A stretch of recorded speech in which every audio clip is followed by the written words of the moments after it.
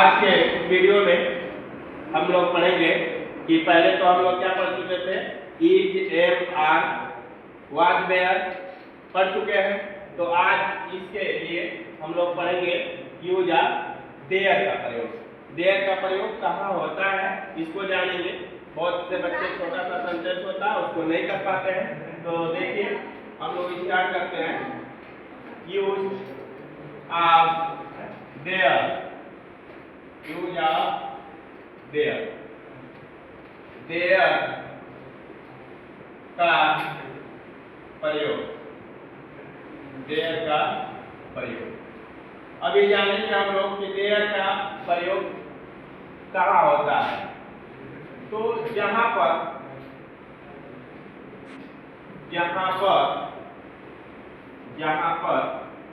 कर्ता सुलभ न हो, जहां पर कर्ता सुलभ न हो वहां पर देयर का प्रयोग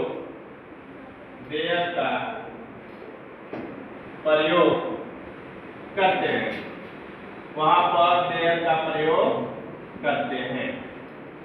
जैसे ये कर्ता कैसे नहीं पता होगा, जैसे मान लीजिए कोई एक राजा है, तो एक राजा है तो वह पता नहीं किस देश का राजा है, कि भारत का है कि विदेश का है कि किसी गांव का है। एक आदमी है तो पता नहीं कौन आदमी है, तो उससे पता चलता है कि कहां पर, मतलब वो आदमी पता नहीं चले वो कौन है, तो वहां पर हम देयर का प्रयोग करते हैं। जहां पर कर्ता सुलभ न हो वहां पर देयर का प्रयोग करते हैं। देयर का स्पेलिंग THERE। अब यहां पर जैसे इसका जो सूत्र होगा, सूत्र सबसे पहले क्या लिखेंगे, देयर। सबसे पहले क्या लिखेंगे, देयर, THERE, देयर। उसके बाद से क्या लगाएंगे, इज, एम, आर। उसके बाद से वाज, वेयर, उसके बाद प्रेडिकेट फॉर्म। जैसे हम लोगों को पढ़ना है, जैसे कोई का है एग्जाम्पल का है कि एक राजा